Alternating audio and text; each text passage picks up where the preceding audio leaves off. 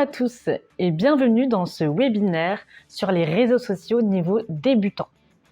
Alors il faut savoir qu'au niveau des avantages et des inconvénients, cela dépend du domaine d'activité et de la cible visée. Alors aujourd'hui, nous allons vraiment parler des réseaux sociaux en général, mais il faut savoir que les tendances, elles sont en mouvement, elles changent très très rapidement.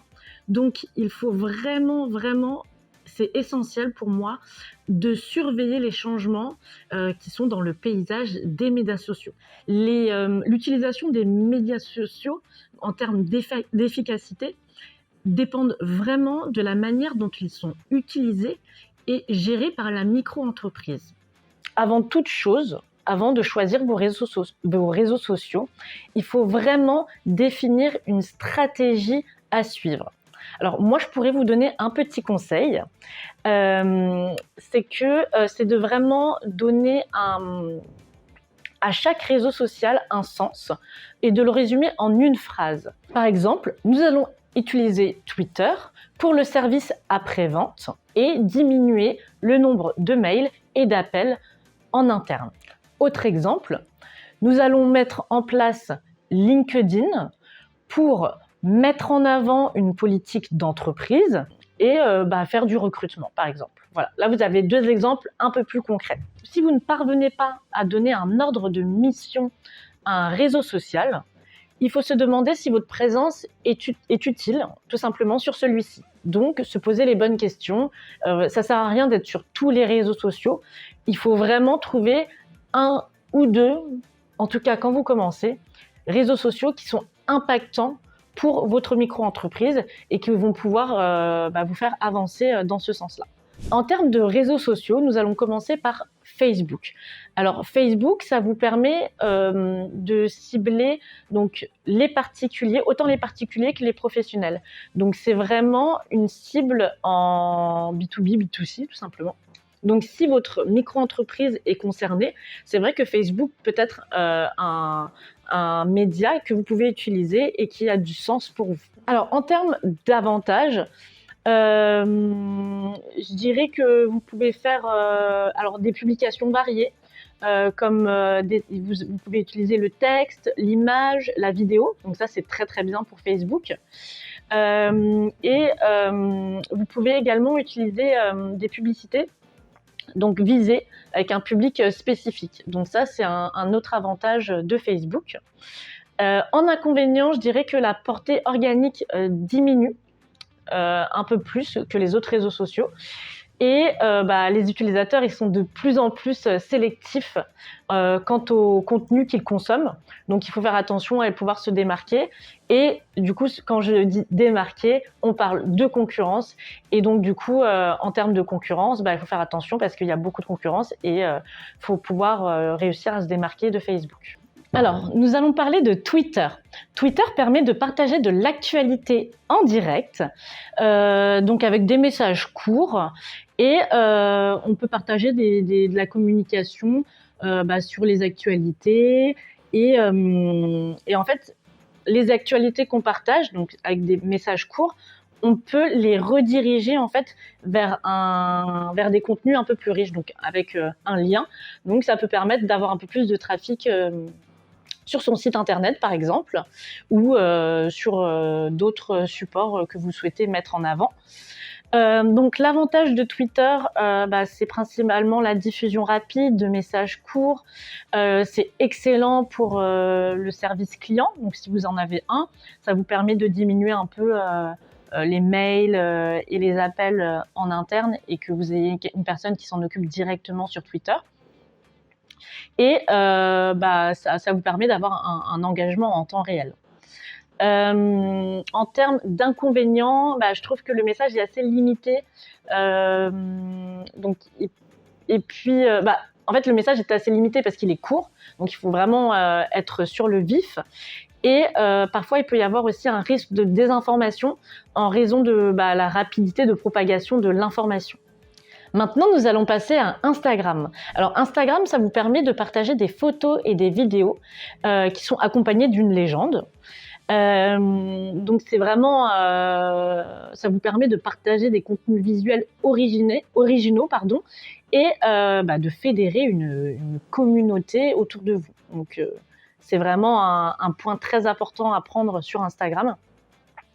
En termes d'avantages, je dirais que c'est principalement l'engagement visuel qui est très fort. Donc, le fait de pouvoir partager vos photos, vos vidéos, ça va vous permettre vraiment de pouvoir impacter votre cible et ils vont s'engager vraiment très fortement avec vous visuellement. Et ça peut passer par une charte graphique ou autre ils reconnaissent tout de suite que c'est vous, que c'est votre identité, que c'est votre charte graphique. Et c'est de là qu'on parle d'un engagement visuel très fort. En termes d'inconvénients, en fait, il y a beaucoup de compétition pour l'attention visuelle, comme elle est intense sur ce média-là. Donc, il faut pouvoir toujours se démarquer des concurrents, trouver vraiment une charte graphique qui vous correspond et on se dit tout de suite il s'agit d'une entreprise de mode, qu'on sache tout de suite sans même parfois cliquer de quoi vous voulez parler et du message que vous voulez faire passer à votre cible. Aussi en inconvénient sur Instagram, c'est qu'en fait les liens qu'on peut mettre en légende ne sont pas cliquables.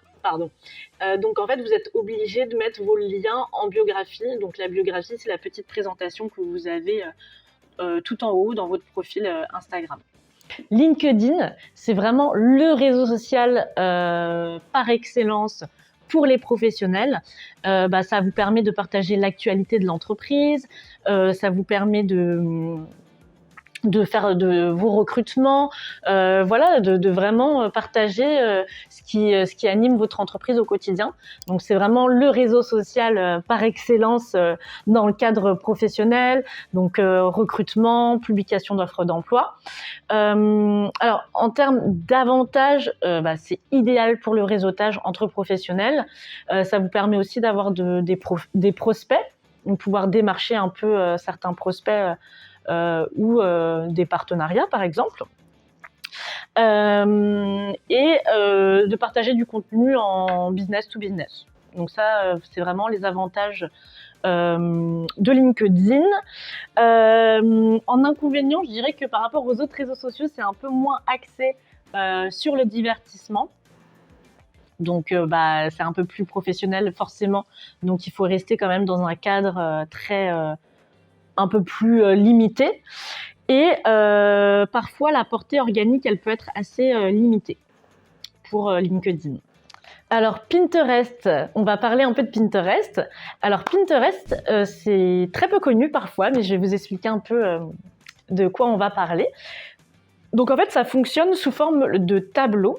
Donc, en fait, vous allez avoir une bibliothèque d'images et vous allez pouvoir prendre les images et les intégrer à des tableaux. Donc, ça, c'est vraiment quelque chose qui va vous inspirer et vous allez pouvoir découvrir d'autres choses. Donc, en fait, vous allez créer des tableaux, des sous-tableaux par rapport à les tableaux principaux. Il faut savoir que sur ce réseau social, le simple fait de mettre une image dans votre tableau, en fait, ça engage une interaction. Vous voyez ?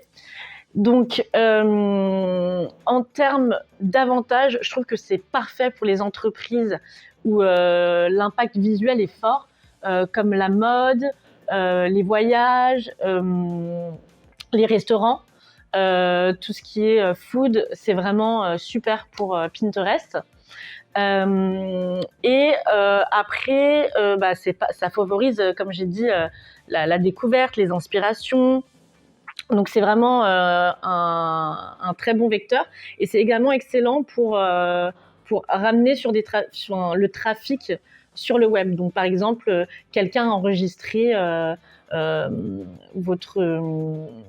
une idée recette que vous avez mis en place sur votre site parce que vous êtes un restaurateur, il peut aller directement après voir la recette sur votre site. Donc c'est un exemple parmi tant d'autres, mais ça permet après de rediriger sur un contenu après un peu plus évolué, un peu plus quali. Ensuite, en termes d'inconvénients, je dirais que Pinterest, en fait, c'est vraiment une audience un peu plus spécifique que les autres réseaux sociaux. et ça peut être globalement un peu moins efficace pour tout ce qui est micro-entreprise de services ou des produits qui sont non visuels. Alors nous allons parler maintenant de Snapchat. Alors Snapchat, c'est très très populaire auprès des jeunes et en fait ça permet de partager du contenu très éphémère. Donc c'est vraiment dans l'instant T, c'est vraiment très rapide. En termes d'inconvénients, je dirais que ça ne convient pas à toutes les entreprises, le fait que le contenu soit éphémère justement. Donc voilà, je dirais à peu près sur Snapchat ce que ça peut englober.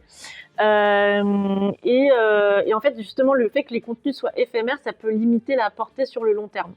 Donc à voir en fonction de votre entreprise et de votre cible. Alors maintenant, nous allons parler de TikTok. Donc TikTok, ça permet de voir et de créer des vidéos de courte durée. Donc ça peut aller de 5 secondes à 3 minutes. Et vous pouvez après enrichir vos vidéos avec une base de données vraiment hyper complète en termes de musique et plusieurs effets qui sont à votre disposition dans le cadre de ces vidéos-là. Donc en termes d'avantages, en fait ce qui est bien c'est que c'est très populaire chez les jeunes et en fait pour TikTok, l'algorithme est vraiment très pointu pour proposer du contenu de qualité à votre cible. Donc ça c'est très bien parce que vous savez que TikTok va proposer votre contenu à vraiment votre cible et aux personnes qui seront intéressées par vos vidéos. Donc ça c'est vraiment excellent. Et ce qui est très très bien sur TikTok aussi, c'est la possibilité que votre vidéo prenne une grosse dimension très rapidement, donc la viralité rapide comme on dit. Et après, en inconvénient pour TikTok, en fait, vous êtes limité forcément. C'est un format assez courte durée. Et je dirais que ça ne peut pas convenir forcément à tous les secteurs. Voilà, nous avons fait un peu une vision globale de tous les réseaux sociaux. Donc, en conclusion, je dirais que chaque réseau social est différent. Il doit être adapté en fonction de votre domaine d'activité, en fonction de la cible que vous souhaitez viser, en fonction de l'objectif de votre communication également. Donc voilà, c'est plusieurs paramètres à évaluer avant de vous positionner sur un réseau social. Donc pour moi, c'est très important pour vous de vous poser, de définir une stratégie vraiment claire et précise pour après que vous puissiez bien mettre en place vos réseaux et connaître votre marché et tout simplement adapter en fait votre micro-entreprise au paysage des médias sociaux.